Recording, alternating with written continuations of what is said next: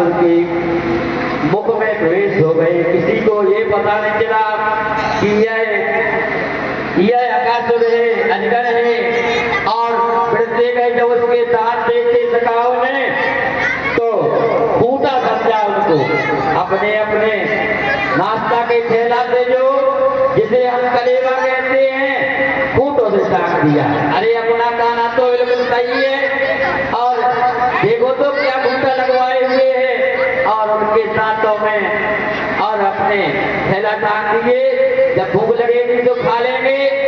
इधर क्या हुआ सज्जनों, और तुरंत ही परमात्मा ने विचार किया कि यह अकासुर है और सारे हमारे सखाओं को खा लेगा।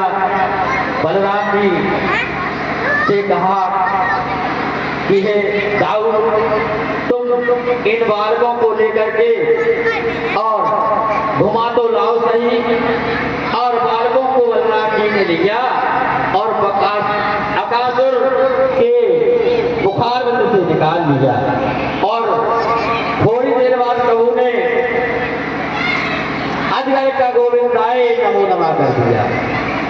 इधर बाहर निकले सभी ग्वाला लोग, बालक लोग ने नाश्ता खोला तो मधुमंगल गरीब था, उसके पास कुछ नहीं था। मठा था छाछ, तो एक बॉटल में छाछ लेके पहुंच गया तो डर रहा था कहीं का ना देख ना ले। अब देख लेगा कि इसके पास छाछ भर है तो ले लेगा, इसलिए पीछे बॉटल करते हुए और जब डाटी खोली उसकी और पीने लगा और मुख में उसने वह जूठा कर लिया। और इधर देखा ब्रह्मा जी ने विचार किया कि मैं देख तो आऊं यह ब्रह्म है या नहीं। तो ब्रह्म पैदा हो गया। इधर कढ़ाने हुआ छाछ की बोतल ली और पी गए। ब्रह्मा जी को भ्रम पैदा हो गया, यह ब्रह्म हो ही नहीं सकता। तुरंत ही हमारे प्रभु और ब्रह्मा जी ने सारे बालकों को लिया, गायों को लिया, बछड़ों को लिया और अपने ब्रह्मलोक ले गए। जब सारे ग्वाल बाल गाय बछड़े और ब्रह्मलोक को चले गए तो हमारे कान्हा ने उतना ही गैया, उतना ही बछड़ा, उतना ही ग्वाल बाल कर दिए। 2 साल तक ब्रह्मलोक में रहे। और उधर प्रभु ने विचार किया कि ब्रह्मा जी ने विचार किया कि अब जाके देखें आज तक कोई क्यों नहीं आया। ब्रह्मा जी उसे देखने के लिए आए तो उतना ही गैया, उतना ही ग्वाला, उतना ही चखा सब मिले। ब्रह्मा जी ने कहा यह कैसे हो गया। यह विचार किया तो इधर भगवान ने विचार किया, ब्रह्मा जी तुमने हमारी परीक्षा ली है और हम भी तुम्हारी परीक्षा लेंगे। तुरंत ही ब्रह्मा जी ने और हमारे प्रभु ने ब्रह्मा जी का रूप धारण किया और ब्रह्मलोक में जाकर के बैठे। जब बैठ गए और गुप्तरों से कह दिया सेवक से एक नकली ब्रह्मा भागता है, यदि गेट में आवे तो उसे अंदर नहीं होने देना। ब्रह्मा जी देख करके आए और ब्रह्मलोक में प्रवेश होने लगे तो उनके जो रखवाले थे उन्होंने रोक दिया, तुम अंदर नहीं जा सकते हो। बोले क्यों, मैं तो ब्रह्मा हूं, जा सकता हूं। बोले नहीं, हमारे गुरुदेव ने, हमारे ब्रह्मा जी ने कहा था एक बेरुकिया है और जो आने वाला है जो पकड़ लिया। ब्रह्मा जी ने विचार किया कि प्रभु ही होंगे और तो कोई आ नहीं सकता है। तुरंत ही वहां से दंडवत किया, महाराज मुझसे बहुत बड़ी गलती हो गई और मैंने आपकी परीक्षा लेना चाहा। भगवान ने कहा तुमने हमारे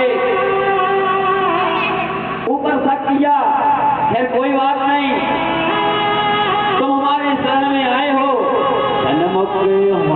सन्मुख होए जीव कोई जबी जन्म कोट तब ना सवे सवे सीताराम सीताराम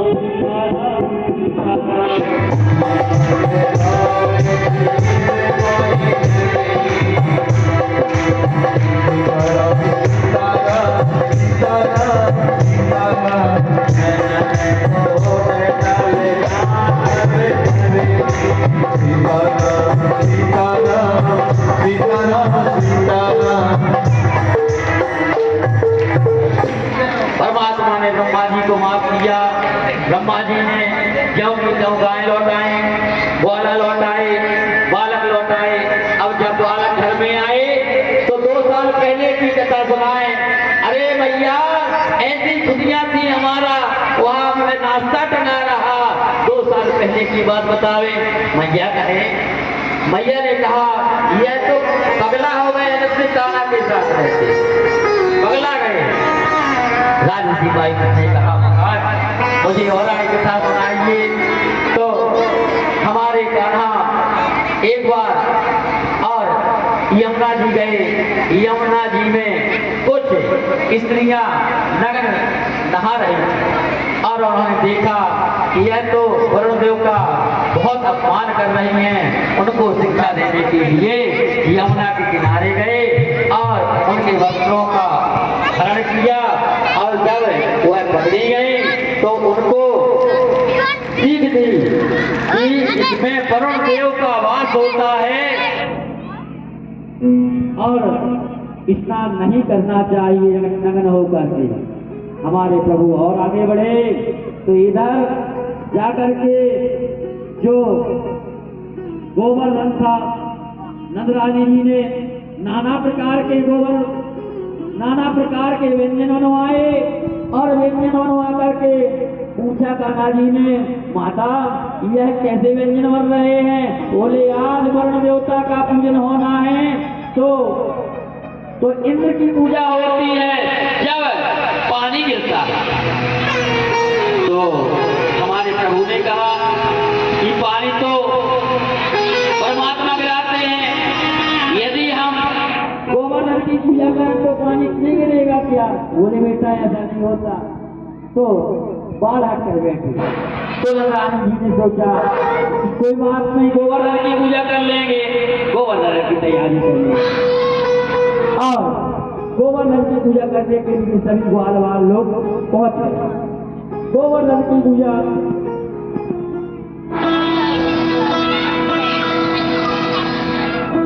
तो गोवर्धन की पूजा के लिए सभी लोग पहुंच गए और नंदरानी ने अच्छे पकवान गोवर्धन को चढ़ाए। दूध चढ़ाया, दही चढ़ाया, पान चढ़ाया और 56 प्रकार के व्यंजन बरसे। गोवर्धन से हमारे जब त्रेता युग में समुद्र का पुल बना था तो जामवंत जी ने गोवर्धन को लिया और लालजी सरकार ने, हनुमंत लाल जी ने और साथ में थे। और जब पुल बन चुका था तो आवाज आई, संघ की घोषणा हुई, भैया सभी लोग जहां हो आ जाओ, पुल बन चुका है। तो गोवर्धन रोने लगा, महाराज मुझको उठाया क्यों? यदि भगवान के काम में नहीं लगाना था तो कह करके आए थे कि महाराज हम द्वापर युग में तुम्हारी पूजा करवाएंगे, यह पहले से। और उनको वरदान था, हमारे प्रभु ने गोवर्धन की इसलिए पूजा करवाई।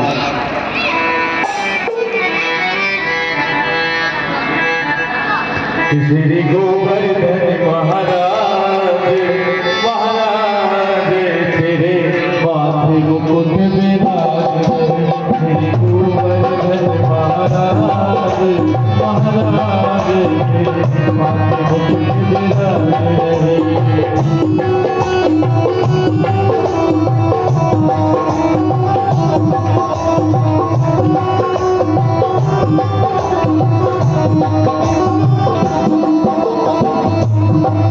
तेरे माथे मुकुट विराज रहे, तेरे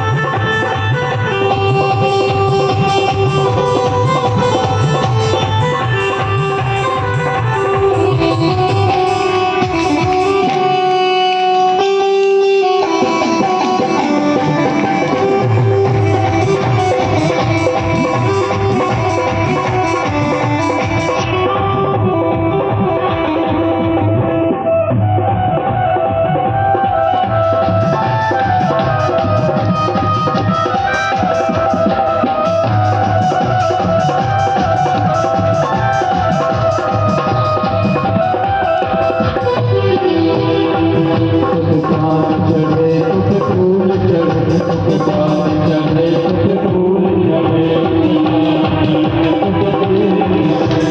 चांद चढ़े तो फूल चढ़े,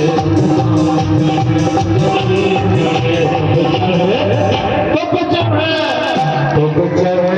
गोवर्धन महाराज नाराज हो जाएंगे ऐसे में, दोनों हाथ ऊपर करते हुए, ठीक है ना, बड़ी मीठी मीठी तालियों के साथ कि तुम चढ़े दूध की आवाज़,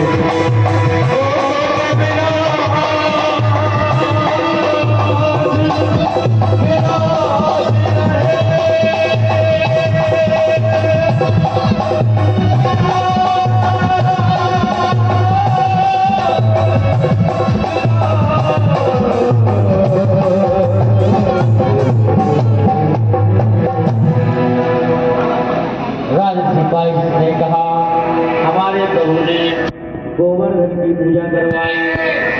अब हमारे प्रभु और आगे बढ़े। एक बार राजसी परिषद ने कहा कि थोड़ा सा मुझे त्रेता का दर्शन करवा दो, फिर द्वापर में ले आना। तो हमारे प्रभु ने कहा थोड़ी देर में आरती होने ही वाली है, और तो त्रेता के दर्शन करने के लिए एक ही चौपाई में त्रेता के दर्शन करें। तो सबको प्रसाद सुमत ही होले राम कथा मानस कर डोले। और होंगे हमारे साथ में क्या? जिसके जिसके मन में प्यार बसा हुआ लोग आएंगे प्रभु के प्रति, और जिसके मन में नहीं बसा कोई बात नहीं, ठीक है ना? कि दिल में बसा हुआ है प्यार आपका।